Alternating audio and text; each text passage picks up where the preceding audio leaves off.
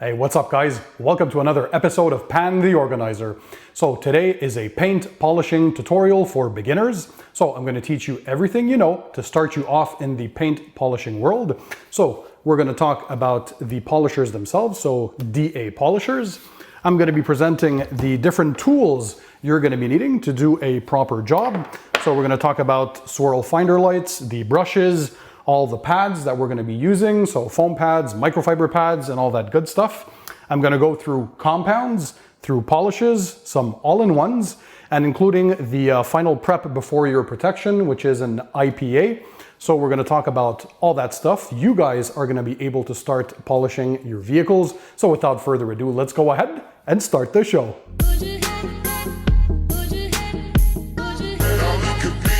So hey guys, I'm Pan, welcome to the show. I hope you're having a great day. So today is a paint polishing tutorial for beginners. So essentially it's a beginner's guide for paint polishing. So essentially we're going to be presenting the DA polishers. So I'm going to explain what they are and what they do. We're also going to go through some compounds, through some polishes, some all-in-ones, including IPA, so isopropyl alcohol mixes, so what they are, what they do. We're also going to show you how to condition and clean your pads. We're going to talk about the pads, so some foam pads and microfiber pads, show you what the differences are among them, how you use them. So you're also going to see me do a demonstration on a Chevrolet Equinox that we have here today. So essentially, well, what is paint polishing? Well, before I start, I just want to make sure that you guys don't worry about the equipments and the products that I'm talking about, because I'll link them in the description down below for you guys to check them out at a later point. So just focus, sit back, relax, and enjoy the show. So first of all, what is paint polishing? Well, the general term of polishing means that we're going to correct the paint on the vehicle, more precisely the clear coat, so that's the top layer, that's the shiny and glossy part, to remove any defects, such as swirl marks, big scratches or lighter scratches, some marring that you might have. We're also going to increase the gloss, obviously, and the shine, and make colors pop a lot more, especially those metallic finishes. So essentially, you're correcting the paint before you go ahead and apply a protection on your paint, such as a wax, a paint sealant, or a ceramic coating. So the general term of polishing usually comprises two steps. So number one is a compound. So that's the more aggressive version for those deeper scratches and swirl marks. And that's followed by a polishing step. So that's the finer abrasive of the two. And that's usually one of the final steps of paint polishing. So first, well, we're going to talk about the machine. So we usually use a DA polisher or a dual action polisher. And those are great for beginners because they're super safe for your clear coat.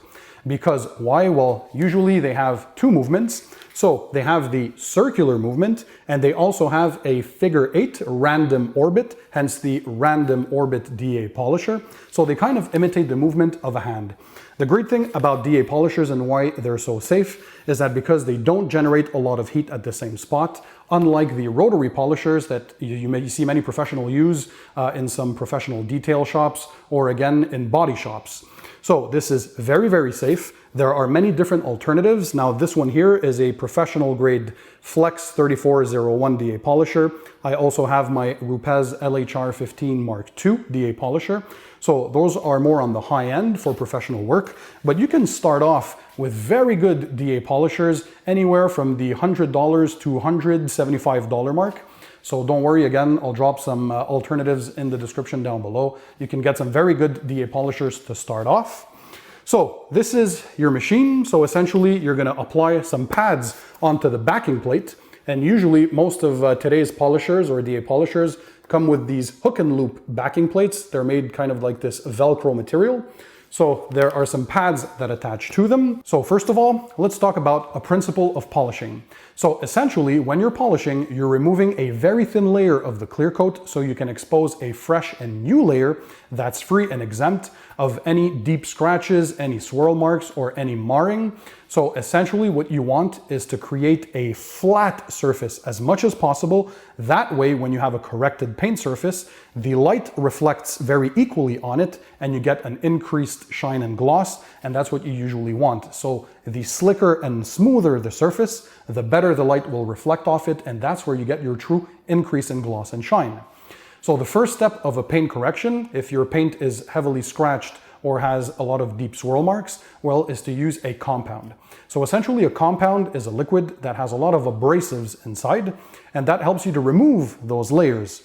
So when you're done with the compound, you go ahead, you wipe it off, and then you move on to the polish. So the polish still has some abrasives inside, but they're much, much smaller in diameter. And those are good if you want to skip the compound. If, for example, you have less scratches or swirl marks on your paint or they're very small, you can go ahead and just start with the polish, and that way you'll have a clear and perfected surface with which to work with at the end. And then you go ahead and do an isopropyl alcohol wipe down, or an IPA. So there are some commercially available IPAs, such as Geon Prep, which I like, and of course CarbPro Eraser. So essentially what these are, as I said, IPA mixes. So they're essentially roughly a 50% rubbing alcohol and 50% water mix. And what they do is they remove the polishing oils off the surface, because when you're compounding and polishing, well, for lubrication, those compounds and polishes have oils inside them to help with the lubrication. So at the end, you need to remove those, because you want to be able to apply a paint protection item at the end without having it to interfere with those oils. So if you want to have your waxes and paint sealants or ceramic coatings bond better to your paint, you go ahead and remove those polishing oils with an IPA wipe down. So just a quick recap. Number one, we're gonna go ahead and do a compound. So if you have those heavier and deeper scratches and swirl marks. Number two is a polish. So that's going to remove any light swirl marks or any scratches or marring left by the compounding stage. And number three is an IPA wipe down, or isopropyl alcohol, to remove any polishing oils. And then at the end, you go ahead and you apply your paint protection item. So when we talk about compounds, well, there are of course many, many different ones out there, but there are a couple that I like a lot, like this CarbPro Clear Cut. So this is a more advanced paint correction compound. A classic that I love for beginners and even for professionals. I use this a lot. This is one of my favorites. It's the Maguire's DA Microfiber Correction Compound. And why I like this guy so much is that it produces little dusting. So when you're doing a compound, typically the lesser quality compounds generate a lot of dust. So this generates very little of that. And Maguire's developed a complete system for people to use. So in combination with your DA Microfiber Correction Compound, you can have the Maguire's cutting discs. So these are microfiber cutting discs that they develop specifically for use with their compound. And if you look at them, well, as the name states, they're made out of microfiber. They're made out of foam in the back so it can support it. And of course, it's in Velcro. So you can apply it directly to your DA polisher. So you simply center it as much as you can. And there you go, you tap it in and it's ready to go. So very simple. So this is a 6-inch disc that's perfect for the backing plate found on my Flex 3401. So usually you want to make sure, if you have a 5-inch backing plate, to have a 5.5 or a 6-inch disc. So you always want to give yourself a bit of leeway, if you see here on the side, so that way the backing plate won't come in contact with the paint. So it's kind of a bit of added protection. And then once you're done with the compound stage, you can go ahead and do the polishing stage. So that's the final finishing. So you're going to remove any scratching or marring left over by the compound stage, because yes, you are removing defects, so you're removing a part of the clear coat, and you want to jewel or finish that off to get perfect gloss and clarity. And obviously you want to have a lot of depth in your color. So you're going to go ahead with a polish. Now, the one that I use and I like a lot is the Menzerna Super Finish SF 3500. Now this is a finishing polish. I also love the Sonax Perfect Finish. So those are some great polishes. Again, I'm going to leave all the products in the description down below. But essentially, this one has a little less cut, but more gloss enhancement. So this is a finishing polish. It creates a perfect deep gloss. It enhances the color. And honestly, this is a very good one. And you use this in combination with a finishing pad. So you have the choice to go ahead with a foam pad, or again, Maguire's thought about you guys because they have their finishing discs. So microfiber finishing discs. So if we look at them again, they're made out of microfiber, but this time the foam is a bit thicker than the compound one. So if I take the compound and I show you the difference, as you can tell, the compound one is a lot thinner because you want a lot more contact with the paint for defect removal. And this here is a thicker foam because for the finishing stages, you don't need as much cutting capabilities. So that's it for the microfiber pads. But of course, there are foam pads as well. So that's a question of personal preference.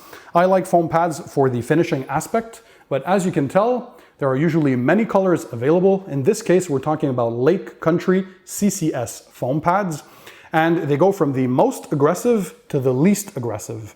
So here we have the yellow pad and the orange pad. Now this is the most cut and a bit less cut. So these are for the compound stage.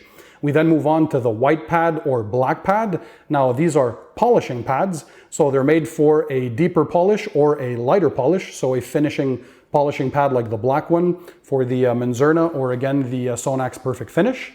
And then we move on to the two last ones. So the blue for liquid paint sealants. So this is for protection. And the softest one, the red pad. Now this is made for liquid waxes. So if you have a look at the structure of these guys. So again, in the back, you have a Velcro.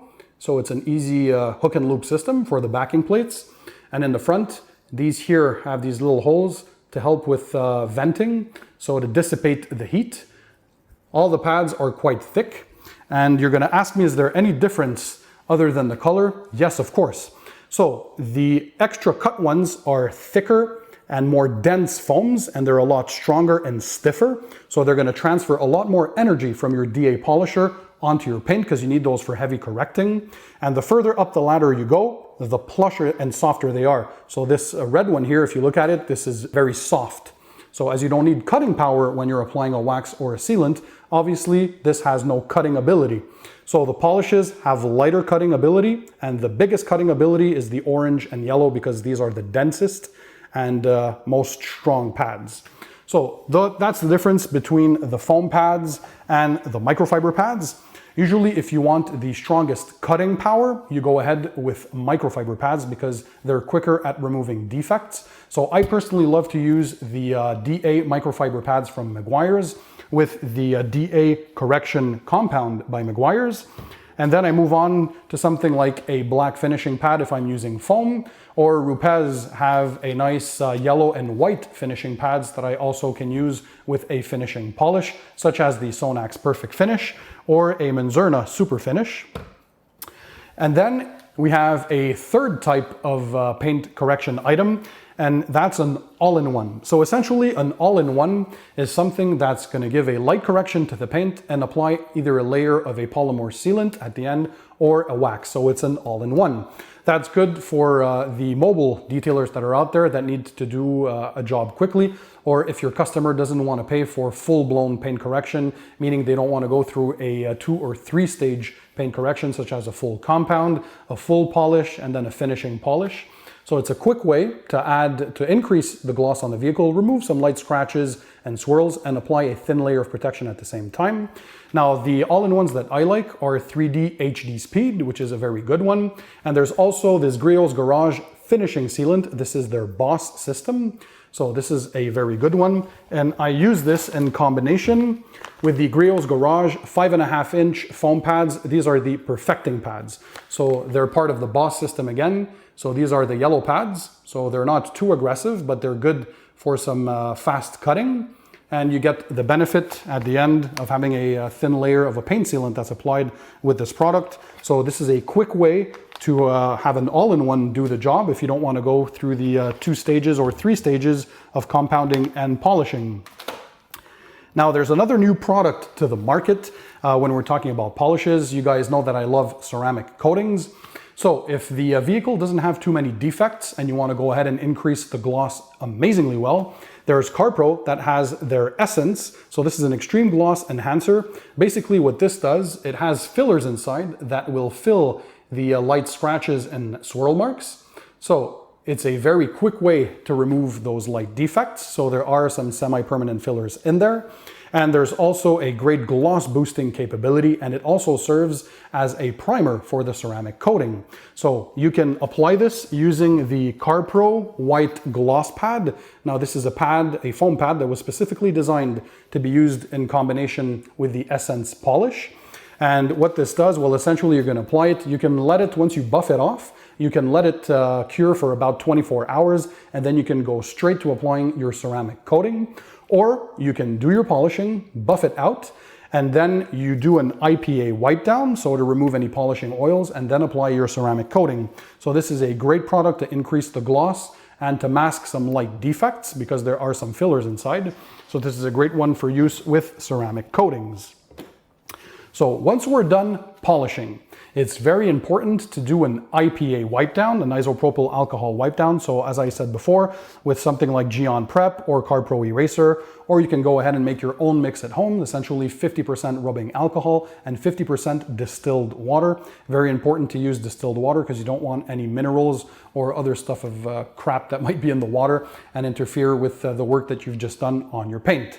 So you spray the IPA on the paint and then you wipe away with a clean and dry microfiber towel, and then it should feel squeaky clean, and that means it's ready for you guys to apply a paint protection. So when you're done with the paint polishing stages, you want to go ahead and protect your finish from the damaging of the UV rays and of course of the elements. So any harsh winters, the chemicals, the salts and all that bad stuff. So you can apply a traditional carnauba wax, which lasts roughly 2 to 3 months. Great gloss, natural shine. If you want increased durability, you can go ahead with a paint sealant. Now that will last anywhere from 5 to 6 months. It's a synthetic product. And then last but not least, third is the ceramic coatings. Those will typically last anywhere from a year to 2 years or more. Great gloss, great water beading and sheeting, great UV protection. So a lot of advantages. And of course, you can find out how to do all of those stuff in some tutorials that I have on my channel. So I have a tutorial on how to wax your vehicle. So you can click the video up there, or again, I'll leave the link in the description under the video. And the next one is my tutorial on ceramic coatings. So if you want to check that out, again, click the video up here or the link in the description down below so you guys can learn how to properly apply a ceramic coating to your vehicle. Okay, so what are the steps that we need to do before we get to the paint correction stages? Well, number one, you're going to start by washing your vehicle, and then you're going to move on to the decontamination of the paint. So usually there are two forms of decontamination. Number one, you're going to start with a chemical decontamination using a tar remover and an iron remover to remove any embedded iron particles that are inside your clear coat. So those are the orange spots that you'll see on lighter colored cars, which is essentially brake dust and iron fallout that has oxidized and rusted with time. So you got to remove those. And number two, you're going to go ahead and do a clay bar. So a clay bar will remove any of the leftover embedded contaminants that are in the clear coat. So remove those off the surface. And you know that you need to perform a clay bar and use a clay lube when you run your fingers on especially the lower parts of the vehicle and you feel this sandy texture or you feel that there's grit. Well, that means that there are embedded contaminants that are inside the clear coat that you need to remove. Now, once you're done with the paint cleaning and decontamination, make sure that you properly rinse and dry your vehicle, and then you're going to go ahead and inspect the paint. I can't stress this enough. You always have to assess what you're working with. So how deep are the scratches? Where are the bigger ones? What do you need to address? When you're inspecting your paint, use something like a swirl finder light. Personally, I use this Rupes LED swirl finder light. So you can see here, it imitates the color reproduction of the sun. So you go ahead, run it on your panels, and then you can see exactly where the defects are and what kind of defects you have to deal with. Once you're done assessing the state of your paint, you're going to go ahead and tape the trim. So you're going to use some painter's tape or masking tape. So some light one that doesn't leave a lot of glue residue, like this 3M that I absolutely love. Now you have a choice to use some green tape or blue tape, but essentially some that doesn't have a lot of adhesive in the back, because you just want to protect your black trim or your window trim or any other plastic trim on your vehicle from that white marring that you might get with your compounds and your polishes. Also, very important, I can't stress this enough again, always work in a garage or a shaded area, especially when you're doing paint correction. You never want to work under direct sunlight because this affects the polishes and the compounds, dries them out way too quickly, and you can't use them to their utmost performance on the vehicle, so that's a big no-no. So always work in the shade or ideally in a garage. Every time you finish a section pass on a panel, make sure you clean your pads. So for example, if you're using a microfiber pad, you have a pad brush that looks something like this with stiff bristles. So if you have a close-up, and what you do, you essentially run it on the pad to clean off any used compound or polish or any dried up gunk that's on there. So it's very important. Or you can also use compressed air if you do have an air compressor. So you just blow the pad off. So every time you lift your machine off because you finished a pass, go ahead and clean your pads. That's very important. What's cool about the microfiber pads, well, when they're still on your machine, what you can do is while you spin it at low speed, you can run your brush over it like that. And there you go. That's how you remove the gunk. Now, what you usually do is also switch pads for fresh ones. So usually every panel or two, I'll use 1 or 2 pads for those new sections. And then you gently remove your pads and then you replace them with some fresh ones. And you'll get better performance this way because you're not gunking up all the fibers that are there. Or same thing with a foam pad. The more you use them, the more the pores become clogged up with compound or polish, and you want to switch them out and use a fresh one. So you're going to be going through, let's say, I don't know, 5, 6 pads for a typical vehicle, maybe a bit more, 7 or 8 if you have a larger vehicle. So always to make sure you have the biggest and best performance out of your pads. So you clean them, and of course you switch them out every now and then for some fresh pads. For the foam pads, before you start using them, it's very important that you condition your pads using a polishing pad conditioner. So essentially it's a spray. You mist a couple of spritz onto your pad. This way it will moisten it up and it will help the compound or polish better adhere to the pad. So you're spreading it out and you won't have a dry surface that might scratch or mar your paint. Once you're done using your pads, of course, you have to wash them. Now, a quick and easy way is to use a polishing pad cleaner. Again, this is an easy to use spray. You basically spray it on, you let it dwell for roughly 5 minutes, and then you run it under some lukewarm to hot water, and you just simply squeeze the products out of the pad themselves, and then you lay them down flat for them to dry. Or what you can also do is put them in your washer, so very low temperatures, and then you can clean them just as I do with my microfiber pads. And if you haven't seen so yet, the way I wash these pads in the washer is the same way I wash my microfiber towels, and I have a video tutorial for that, so you can click the video up here so you can learn how to do it, or again, I'll drop the link in the description down below. So essentially, you always want to clean your pads after you use them, so you have some fresh and clean pads to use for the next time. All right, so using our swirl finder light, or the LED pen light, we're looking for any defects, so any scratches, swirl marks, any marring in the paint, so we can assess what we're dealing with. So it's very important to look for all those, and that way you can establish your technique. So if they're very deep, you're going to go ahead and start with the compound stage. And if it's only light scratching or marring, you can go ahead with just the polishing stage. So whether you're compounding or polishing, always follow the instructions on the bottle. So essentially for the demonstration, we're going to use a cutting disc. So this is a foam cutting disc, and we're going to use a compound. So apply a couple of pea-sized drops onto your pad to make sure you get good coverage. So you don't need that much product. So as you can see, this is the kind of stuff that you want. For microfiber pads, the prep is just a bit different. You add a lot of product and make sure you prime the pad by spreading the product all over with your fingers, and make sure you cover every single fiber. Once the pad is primed, then add your pea-sized drops. Then you're gonna go ahead, take the cord, always put it over your shoulder. That way you're not scratching the paint as you're polishing. You're always gonna start off with applying the product using some slow speeds. So on the polishers, usually you have a dial, so you have a speed dial. You want to set that to a low speed, so in this case 2, and then you're going to spread the product onto the paint.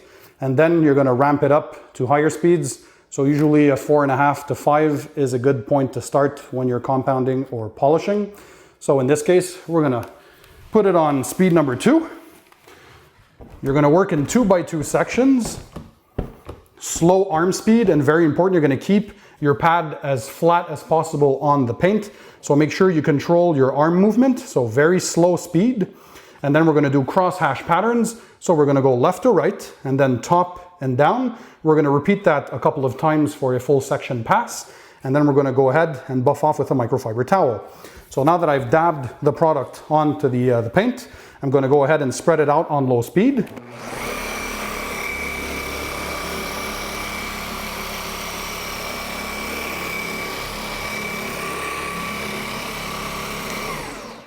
So now that the product is spread out, we're gonna ramp up the speed. So I'm gonna put it to setting number 4.5. And then we're gonna go and do some section passes. So again, slow and steady arm movement, up to down, left to right. Keep your pad as flat as possible on the surface. Don't apply too much pressure because you don't want your pad to stall. So that's very important. You always wanna keep the pad moving. And we go ahead.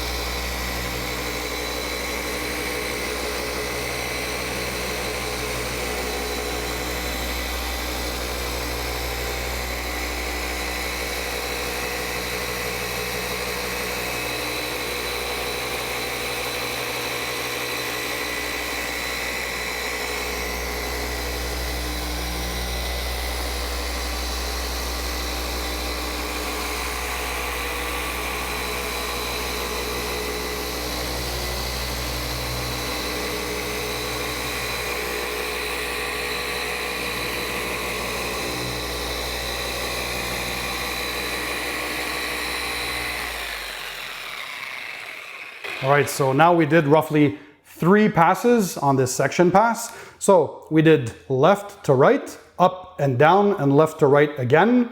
So steady arm speed, very slow movement. Let the machine and the product work for you. And then we go ahead and assess the result. So we're gonna buff it off with a clean and dry microfiber towel.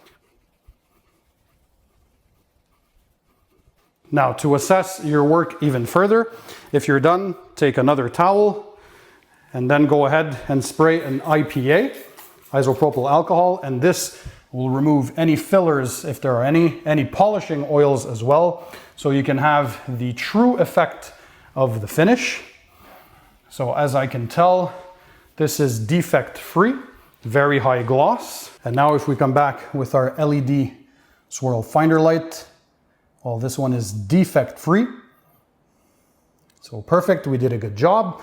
And then if I touch the paint, well, it's very smooth, it's glass-like, and it's squeaky clean, meaning we're ready for the paint protection stage. So now I can go ahead and apply a wax, a paint sealant, or a ceramic coating. Also, if you noticed, when I was doing my section passes, I'm overlapping my strokes by roughly 50%. So when you're moving down to another pass, you're roughly covering what you just did by roughly 50%. That way you make sure you get even coverage of your product and you're removing the defects very evenly on your paint. So the key, again, the key points are you're using very slow and steady arm speed. You're letting the pad and the machine do the work for you. So don't put too much pressure because you don't want to stop the pad from rotating. That's a big no-no.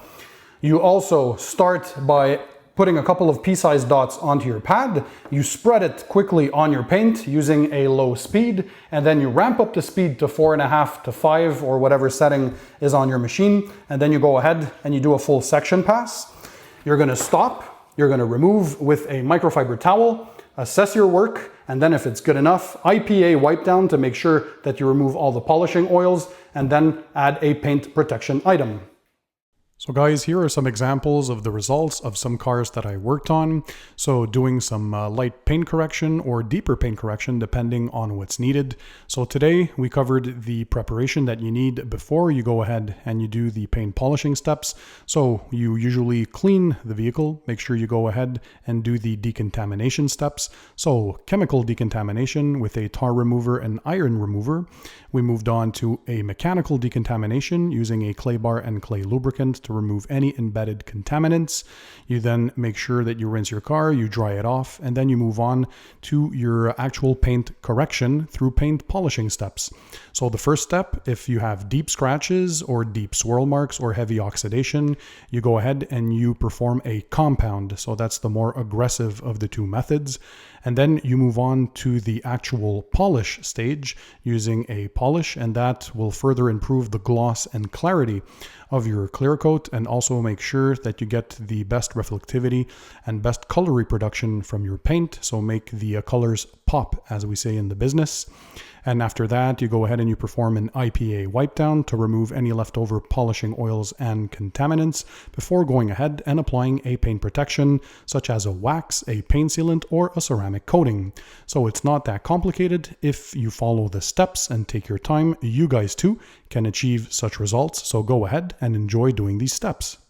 So guys, I hope you enjoyed this beginner's guide to paint polishing.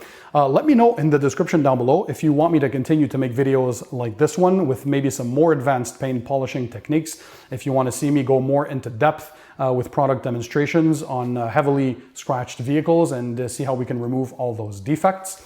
Again, show me your support by smashing the thumbs up button.